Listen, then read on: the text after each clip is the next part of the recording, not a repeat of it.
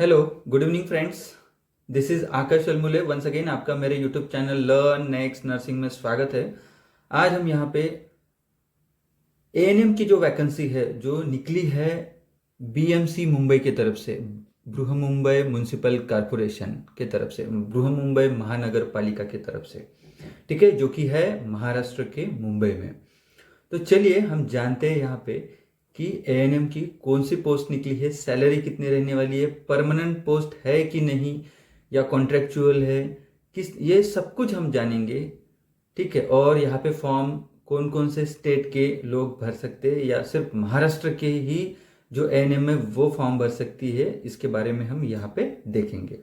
तो hope so मैं आपको यही रिक्वेस्ट करूंगा, अगर आप मेरे चैनल पर नए हो तो सबसे पहले मेरे चैनल को तो सब्सक्राइब कर लीजिए, बेल आइकॉन को दबा दीजिए ताकि जो भी मैं नए वीडियो बनाऊंगा वो आप तुरंत देख पाओगे। ठीक है, साथ ही अगर ये वीडियो आपको पसंद आता है तो मैक्सिमम शेयर करिए, प्लस आप लाइक भी करिए। तो चलिए यहाँ पे जानते हैं कि कौन सी वैकेंसी निकली है एएनएम के लिए। तो ये आप देख सकते हो, पोर्टल क्या है, यहाँ पे ये वेबसाइट है, यहाँ पे जाके हाँ आप एडवर्टाइजमेंट देख सकते हो, portal.mcgm.gov.in।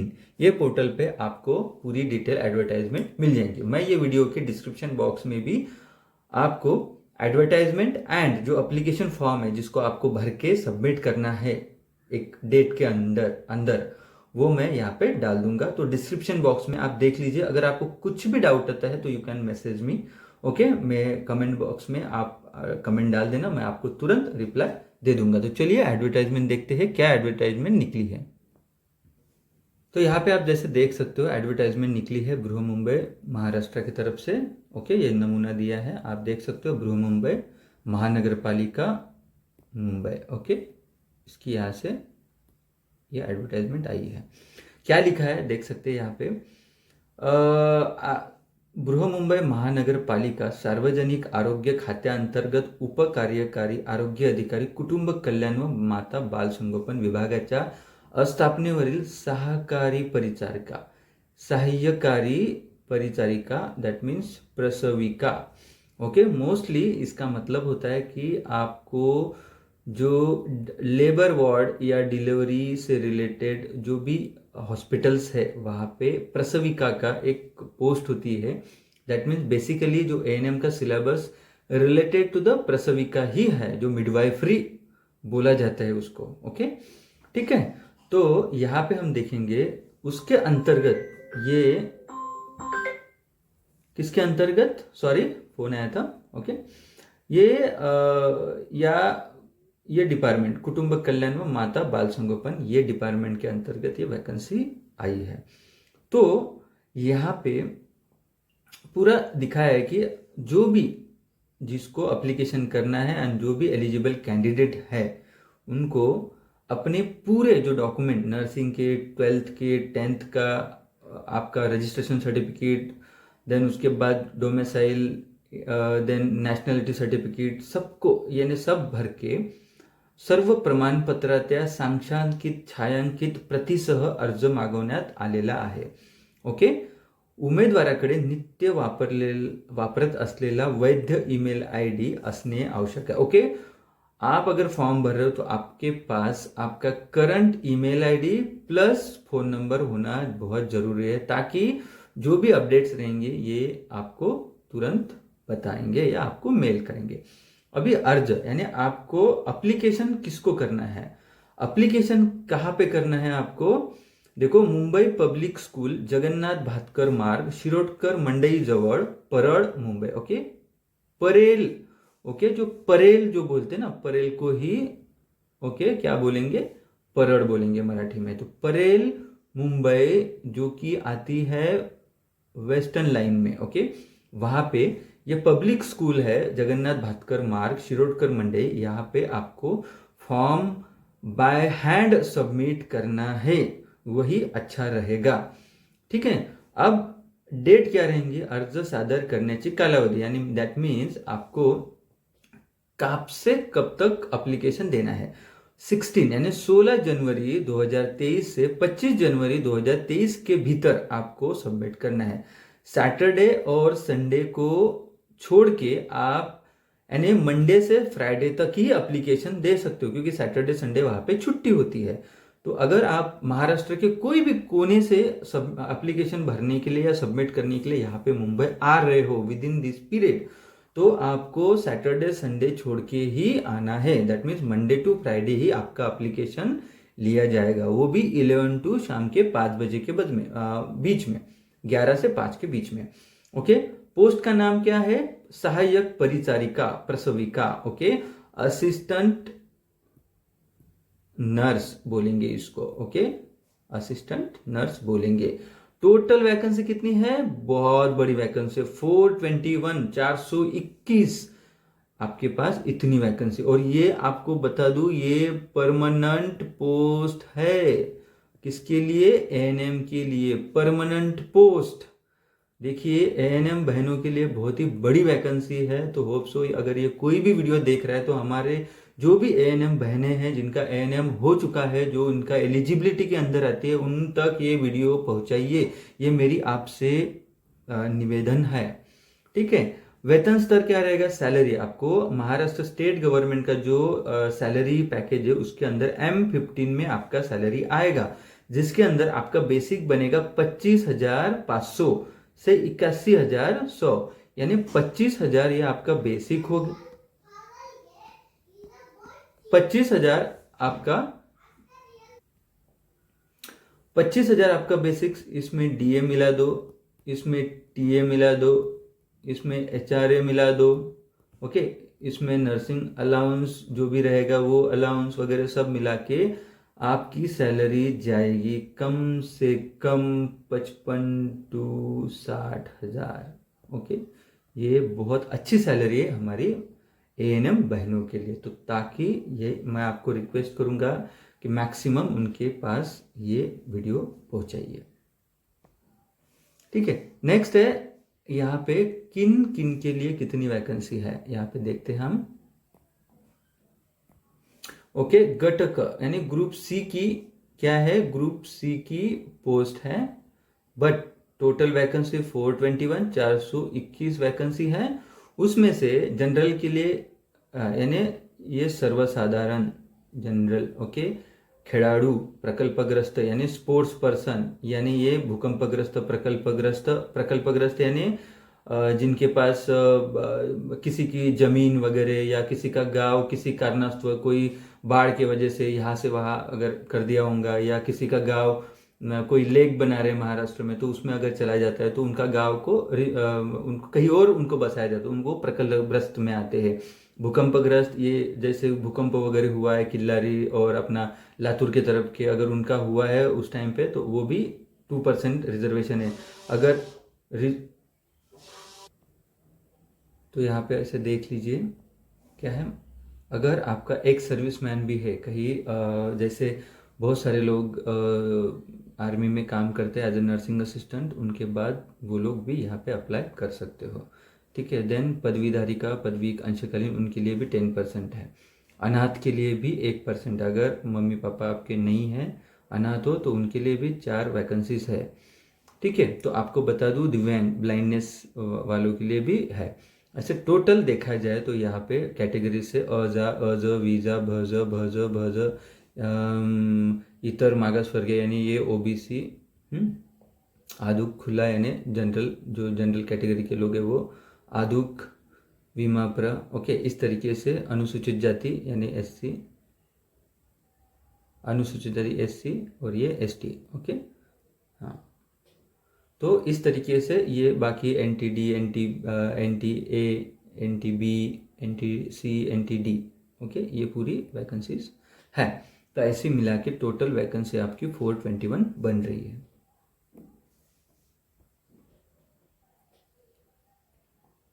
उसके बाद हम यहाँ पे देखेंगे आपकी एजुकेशनल क्वालिफिकेशन क्या होना है। ठीक है, शैक्षणिक अर्हता यानी एजुकेशनल क्वालिफिकेशन। तो आपको सबसे पहले तो उमेदवार स्टेट नर्सिंग काउन्सिल के विहित केलेल्या सहाय्यक परिचारिका सेविका अभ्यासक्रम पूर्ण केलेला असावा एंड महाराष्ट्र नर्सिंग काउंसिल में उनका रजिस्ट्रेशन हुआ होना चाहिए। ओके, एक तो बेसिकली ये महाराष्ट्र के ही कैंडिडेट के लिए होने वाला है, ये एएनएम की वैकेंसी। ओके, उनका एमएनसी में रजिस्ट्रेशन होना है, वो भी रिन्यू होके हुआ होना चाहिए। रिन्यू इस बार किया होगा तो बहुत अच्छा है, नहीं किया होगा तो बहुत जल्दी से आप कर लीजिए, क्योंकि ये इसमें आपको लगने वाला है। उसके बाद उसमें क्या बोला है, माध्यमिक शालांत यानी 10th एंड 12th में आपको कम से कम 50 मार्क्स का मराठी का सब्जेक्ट आपने पास किया होना चाहिए। 10th किया है तो भी, 12th किया है तो भी मराठी का सब्जेक्ट होना चाहिए। अगर ये पास नहीं हुआ है तो आपको फिर एग्ज़ाम देना पड़ेगा आगे जाके, ठीक है। देन उसके बाद उसके बाद क्या बोला है, जो ये है कंप्यूटर का, ओके। इसके लिए DCOC CCC AAC that means कुछ नहीं, MSCIT का सर्टिफिकेट चाहिए कंप्यूटर का, ओके। MSCIT सबने किया होगा, नहीं किया है तो आपको टाइम देंगे, लेकिन बेसिकली आपको कंप्यूटर का नॉलेज होना, कंप्यूटर का नॉलेज चाहिए, ठीक है, क्योंकि यहाँ पे आपको पूरा डाटा वगैरह भरना पड़ेगा डिलीवरी से रिलेटेड वगैरह, ठीक है। तो MSCIT आपकी पास होनी चाहिए, या ये भी चलेगा, CCC भी चलेगा, ठीक है, CCC भी चलेगा। देन DOECC भी चलेगी, O भी चलेगी, A भी चलेगी, B भी चलेगी, तो ये चाहिए। अगर नहीं है ये MSCIT या कोई भी सर्टिफिकेट तो आपको ज्वाइन होने के 2 साल के अंदर आपको MSCIT पास होना जरूरी है। जो भी स्टेट गवर्नमेंट के रूल्स एंड रेगुलेशन है वैसे ही आपको लगने वाला है यहाँ पे, ओके। उसके बाद एज कितनी होना चाहिए, तो अर्ज सादर करण्यास दैट मीन्स 16 जनवरी को कम से कम आपका 18 से 38 साल के होनी चाहिए। अगर आप जनरल कैटेगरी के हो तो जनरल कैटेगरी के कैंडिडेट के लिए 18 to 38 चाहिए, ओके। एज रिलैक्सेशन फिर वो according to state government rule आपको लग जाएंगे, ठीक है। OBC के लिए 3 साल, SC ST के लिए जो भी है वो। तो इसी के साथ ही उन्होंने क्या बोला है, जो बाकी के है अदर देन जनरल, उनको 18 to 43 ईयर्स दिया है। तो आप अगर OBC SC ST कोई भी कैटेगरी के हो तो आपको 43 ईयर्स तक आप फॉर्म भर सकते हो, ठीक है। उसके बाद जो माजी सैनिक होते हैं, जो एक्स सर्विस में, उनको 45 ईयर्स तक ही दिया है उन्होंने एज रिलैक्सेशन, ठीक है, ठीक है। पदवी धारक अंशकालीन है तो उनको 55 ईयर्स तक ही दिया है। अनाथ है तो उनको कोई नहीं, उनको भर सकते हो, वयाची अट नहीं। अभी निवड कैसी होगी, ओके। निवड यानी उसका आपका कोई एग्जाम होगी या कैसे होगी यह मैं बताऊंगा, ठीक है। सर्व दृष्टीने परिपूर्ण कागदपत्रासह विहित नमुन्यात अर्ज सादर केलेल्या अर्हता प्राप्त उमेदवारामधून स्टेट नर्सिंग काउन्सिल विहित केलेल्या सहाय्यक परिचारिका अभ्यासक्रमातील 2 वर्षातील अंतिम टक्केवारी सरासरी उमेदवाराची निवड यादी तैयार करण्यात येईल। अंतिम टक्केवारीचे परिगणन, ओके। तो आपको first year and second year में जो ANM में मार्क्स मिले थे उसी के आधार पर आपकी स्टेट मेरिट लिस्ट बनेगी, उसके आधार पे आपका क्या होगा, रिक्रूटमेंट होगा, ठीक है। उन्होंने क्या बोला है, प्रथम या द्वितीय प्रथम प्रयत्नात उत्तीर्ण केले असेल तर दोन्ही विषयात मिळेल टक्केवारी अंतिम परिगणित, ओके। अगर आपको दोनों फर्स्ट ईयर सेकंड ईयर अगर प्रथम एक ही चांस में अगर 81 पहले ही अटेम्प्ट में पास हो गए तो ही वही आपको पकड़ी जाएंगे। अगर आप दूसरे अटेम्प्ट में होगा तो कितना होगा, 1% यानी 1% मार्क्स कम कर देंगे। 2 अटेम्प्ट लिए होंगे तो 2%, 3 अटेम्प्ट लिए तो 3%। तो बेसिकली आपको बता दूं, जो आपके ANM के फर्स्ट ईयर सेकंड ईयर के ही जो मार्क्स रहेंगे उसी के बेस पे ही आपकी स्टेट मेरिट लिस्ट बनेगी और उसी के आधार पर आपका सिलेक्शन होने वाला है। यहाँ पे कोई एग्जाम होने वाली नहीं है। सिर्फ आपको जो भी नमूना दिया है एडवर्टाइजमेंट के अंदर, जो कि मैं लास्ट में डाल ही दूंगा, ओके, या मुझे आप कांटेक्ट भी कर सकते हो। एट द एंड में आपको मेरा नंबर भी दे दूंगा, सब कुछ आपको बताऊंगा। कुछ भी डाउट है तो मुझे कॉल कर सकते हो, ठीक है। चलिए हम यहाँ पे देखेंगे आगे क्या क्या पूछा है, ओके। निवडाची निवड प्रक्रिया कशी असणार, ओके। एका उम्मीदवारास एकच अर्ज भरवण्यात येईल, ओके। मागासवर्गीय प्रबल उम्मीदवार खुल्या, ओके। अगर आप SC की कैंडिडेट हो और आपकी जगह कम है तो you can fill application form from the general category, okay. ये है, बट अगर आपको एक कैंडिडेट को एक ही फॉर्म भर सकते हैं, 2 बार नहीं भर सकते हैं, ये ध्यान में रखना है। ओके, उसके बाद जो भी जिसको ज्यादा मार्क्स मिला रहेगा उसी को पकडा जाएगा। ओके, खुल्या प्रवर्गासाठी पदासाठी निवड झालेली असेल अशा उच्च गुणवत्ताधारक मागास वर्गाच्या उम्मीदवाराची खुल्या। ओके, यहाँ पे ये भी बोला है, अगर आपका स्टेट मेरिट लिस्ट में आप कोई भी कैंडिडेट कोई भी कैटेगरी के हो लेकिन आपको ज्यादा मार्क्स है तो सबसे पहले वहां से जनरल कैटेगरी यानी सर्वसाधारण जो मेरिट लिस्ट बनेगी, जो जनरल मेरिट लिस्ट बनेगी, आप कोई भी कैटेगरी से हो वो आप जनरल कैटेगरी में चले जाएंगे। अगर 90% या 92% आ रहे तो आप बेसिकली सीधा बोलूंगा कि आप जनरल कैटेगरी में चले जाओगे, कोई भी कैटेगरी से रहे आपका सिलेक्शन के लिए, लेकिन आपकी कैटेगरी वही रहेंगे। तो ये बहुत अच्छी बात है जो अदर देन जनरल कैटेगरी के उनके लिए। ठीक है, ओके, देन उसके बाद है सहाय्यकारी परिचारिका या संवर्गाची अर्हता सर्व अटी पूर्तता करणाऱ्या उमेदवाराची गुणवत्तेनुसार तसं रिक्त पदाच्या उपलब्धतेनुसार मागासवर्गीय आरक्षणाच्या निवडीनुसार प्रस्तुत करण्यात येईल। Okay, according to the reservation only, वो जो भी स्टेट मेरिट लिस्ट बनेगी वो ये कर देंगे।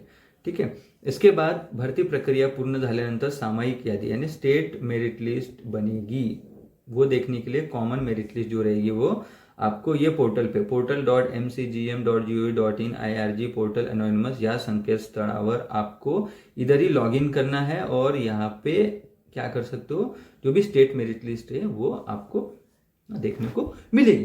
तो आपको बता दूं सीधा सीधा यही है, आपको सभी बता दिया मैंने क्या क्या रहेगी। ओके, यहाँ पे सब ये है, तो आप एडवर्टाइजमेंट डाल दूंगा, वो पढ़ लीजिए पूरे के पूरे डॉक्यूमेंट किस तरीके से भरना है। प्लस यहाँ पे ये भी बोला है, क्या बोला है, सदर यादीमध्ये उमेदवाराची नावे, मूळ कागदपत्र पडताळणीचा दिनांक, वेळ, इतर तपशील प्रसिद्ध करण्यात येईल। उपरोक्त यादीच्या उमेदवारांची नावे नमूद करण्यात येतील। वेळापत्रकानुसार मुंबई पब्लिक स्कूल जगन्नाथ भातकर शिरोडकर जवळ परळ येथील मूळ प्रमाणपत्रासह उपस्थित रहावे। ओके, एक बार स्टेट मेरिट लिस्ट बनने के बाद जो भी हो जाएगा अकॉर्डिंग टू डेट आपको वहां पे जाके आपका डॉक्यूमेंट वेरिफिकेशन करना पड़ेगा, उसके बाद आपको ज्वाइनिंग मिलेगा। ठीक है, और एक नोटिफिकेशन है बहुत इंपॉर्टंट है, उमेदवारांनी अर्ज संपूर्ण अचूक भरावा, पत्रव्यवहाराचा पत्ता पिनकोडसह अचूक असावा, उमेदवाराकडे नित्य वापरले असलेला वैध ईमेल ID असणे आवश्यक है। ओके, ये भी बहुत इंपॉर्टेंट टॉपिक है, इंपॉर्टेंट पॉइंट है। ओके, ये और ये दोनों आपको ये भी बता दूं, यहाँ पे अर्जासाठी वापरण्यात येणारे कागद चांगल्या प्रतीचे असणे गरजेचे आहे। A4 साइज में ही रहना जरूरी है। जो आप जेरोक्स निकाल रहे हो, जो जेरोक्स खुद की साइन करने के बाद सेल्फ अटेस्टेशन करने के बाद जो सबमिट करोगे एप्लीकेशन, वहाँ पे वो उसकी क्वालिटी अच्छी होनी चाहिए, वो अच्छे से दिखने को होना, नहीं तो आपका फॉर्म रिजेक्ट हो जाएगा। छोटी सी गलती भी आपका फॉर्म रिजेक्ट कर सकती है। तो मैं आपको बेसिकली बताऊँ, ये सब चीज़ें बहुत इंपॉर्टेंट है। हाँ, अगर आप कहीं पे काम कर रहे हो दैट इज गवर्नमेंट सेटिंग में या PUC में या कहीं पे भी, तो आपको नो ऑब्जेक्शन सर्टिफिकेट सबमिट करना है, नो ऑब्जेक्शन सर्टिफिकेट। ओके,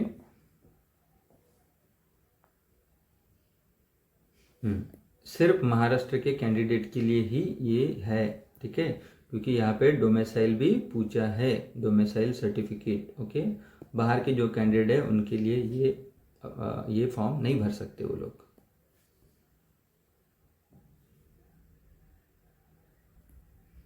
यहाँ पे उन्होंने और एक ये दिया है, उमेदवारांनी अर्जासोबत शाळा सोडल्याचा दाखला, जन्म दाखला, अधिवास प्रमाणपत्र, शैक्षणिक अर्हता, गुणपत्रिका, प्रमाणपत्र, मराठी का सब्जेक्ट, ओके, परीक्षा प्रमाणपत्र, ANM का डिप्लोमा उत्तीर्ण केल्याचे प्रमाणपत्र, MSc प्रमाणपत्र, सक्षम अधिकाऱ्यांनी दिलेले जात प्रमाणपत्र, जात वैधता प्रमाणपत्र, उन्नत व प्रगत गटात मोडत असलेले नवीनतम प्रमाणपत्र, वो सब कुछ चाहिए।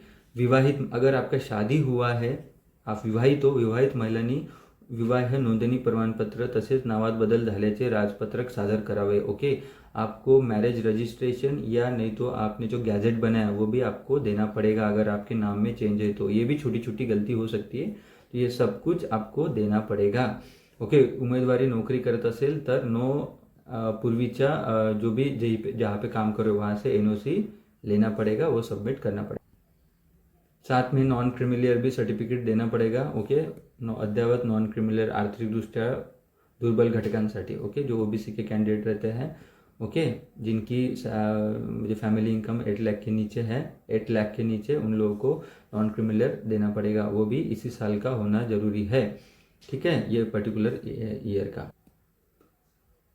इसके साथ आपको बोल दूं, आपके जो भी डॉक्युमेंट रहेंगे उसके साथ आपको विनंती अर्जासोबत सक्षम अधिकाऱ्यांनी सांक्षांकित केलेले कागदपत्र आपको उसको जोड़ना है। उसके बाद नावांतर्गत विवाह प्रमाणपत्र, नावात अगर बदल असेल तर आधार कार्ड, पॅन कार्ड, जन्मदाखला, शाळा चुकली, वास्तव्याचा दॅट मीन्स अधिवास प्रमाणपत्र मीन डोमेसाईल। देन अगर बृहमुंबई महानगरपालिकेत नियमित सेवित असल्याचे ओळखपत्र जर असेल तर ये देना पड़ेगा। 10वी प्रमाणपत्र, ठीक है, 10वी गुणपत्रिका प्रमाणपत्र, 12वी, देन प्रथम वर्ष गुणपत्रिका, यानी 1 वर्षापेक्षा जास्त प्रयत्नात, हाँ, अगर आपने ज़्यादा अटेम्प्ट लिए होंगे तो वो भी आपको जोड़ना जरूरी है। एकापेक्षा अधिक जास्त अभ्यासक्रमाचे प्रयत्न असेल तर, ठीक है, उसमें दूसरा 2 अटेम्प्ट है तो वो भी भरना पड़ेगा, तीसरा अटेम्प्ट है तो भी वही भरना आपको देना, सब पूरे डॉक्यूमेंट आपको सबमिट करने पड़ेंगे। देन एमएनसी का एमएनसी रिन्यू किया हुआ रजिस्ट्रेशन सर्टिफिकेट यानी नोंदणीकृत होना चाहिए। Then MSCIT certificate, MSCIT computer का। Then caste certificate, caste validity, then non creamy layer, okay, ये हो गया। उसके बाद अगर आप कोई खिलाड़ू हो या अंशकालीन हो, प्रकल्पग्रस्त हो, तो वो सब डॉक्यूमेंट आपको यहाँ पे देना पड़ेगा। ओके, शिक्षा गुना न्यायाकालीन प्रकरण असेल तो वो भी देना पड़ेगा। आपके ऊपर कोई केस वेस चल रही होगी तो एनओसी भी देनी पड़ेंगी। ओके, ये आपका एप्लीकेशन फॉर्म है। इसके साथ ये एप्लीकेशन फॉर्म में पूरा ये लेना है। ये देखो जैसे लिखना है यहाँ पे सब कुछ इस तरीके से, एप्लीकेशन फॉर द जिस तरीके से यहाँ पे देख सकते हो। यहाँ पे फोटो लगाना है आपको, ठीक है, यहाँ पे फोटो, ओके। उसके बाद ये प्रति, ठीक है, केवल महिलांकरता, आपको ध्यान में देखो यहाँ पे लिखा है केवल फीमेल, ओनली फीमेल के लिए, ओके। ऐसा लिखा नहीं है कि जीएनएम और सिर्फ एएनएम लिखा है, बट जीएनएम फीमेल है तो भी फॉर्म भर सकती है ये, ठीक है, सिर्फ फीमेल, ओके। ये हो गया। यहाँ पे लिखा है पूरा नाम लिखना है आपको। यहाँ पे नाव, आडनाव, वडिलाचे नाव, आईचे नाव, पतीचे नाव, नावात बदल असेल तर ते, पॅन नंबर, लिंग, यानी यो ये डेट ऑफ बर्थ, ठीक है। नियमित कर्मचारी, अगर आप नगर पालिका में अगर काम कर रहे हो तो वो भी आपको लिखना पड़ेगा। नहीं है तो नहीं, हाँ है तो हाँ, ओके। त्याच्यानंतर आपका ये आपको घर का पता वगैरह सब अच्छे से भरना है ताकि आपके घर में लेटर आ जाए। जो भी रहेगा वो उनका कम्युनिकेशन, प्रॉपर कम्युनिकेशन के लिए खूप गरजेचं आहे। व्यवस्थित फॉर्म भरायचा, व्यवस्थित घरचा ॲड्रेस द्यायचा, तालुका, पिनकोड, फॉर्म भरताना अलगर्जीपणा करायचा नाही बिलकुल। सगळ्या एएनएमसाठी खूप इम्पॉर्टंट आहे हा, ओके। याच्यापूर्वी एवढी मोठी वॅकन्सी एएनएमची परमनंट आली नाही महाराष्ट्रामध्ये, तर हा फॉर्म खूप महत्त्वाचा आहे। तर तुम्ही खूप काळजीपूर्वक फॉर्म भरायचा। काहीही प्रॉब्लेम आला तर कॉल करा, मी तुम्हाला गाइडेंस करतोय, ठीक है। यहाँ पे सब 10वीं 12वीं का भरना है, ठीक है। एएनएम का डॉक्यूमेंटेशन, सब कुछ इस तरीके से फॉर्म आपको भरना है। तो मैं आपको यही रिक्वेस्ट करूँगा कि आपको अगर कुछ भी डाउट है, कुछ भी, क्योंकि 451 वैकेंसीज है यहाँ पे, कितना 421 ना, 2 मिनट देखो, एएनएम की टोटल पोस्ट है कितनी, 421 पोस्ट, ओके। उसमें से सब कैटेगरी के लिए है। आपको कुछ भी डाउट है, ओके, तो मेरे को ये 8652261524 पे कॉल करिए, ओके। फॉर्म कैसे भरना, क्या करना, कब करना, मैं आपको प्रॉपर गाइडेंस करूँगा। महाराष्ट्र में बहुत बड़ी वैकेंसी एएनएम के लिए, ठीक है। तो आप फॉर्म भरिए, कुछ भी डाउट है मुझे कॉल करिए। एंड मेरा यूट्यूब चैनल है, वो मेरे यूट्यूब चैनल को सब्सक्राइब कर लीजिए ताकि पूरे जो भी अपडेट्स रहेंगे मैं आपको देते रहूँगा। एंड बेल आइकॉन को भी प्रेस कर लीजिए, नोटिफिकेशन आपको मिलती रहेगी। प्लस मेरे वीडियो को लाइक भी कर लीजिए, आपको अगर पसंद आता है तो मैक्सिमम अपने एएनएम बहनों तक ये वीडियो पहुँचाइए। Thank you very much. Jai Hind.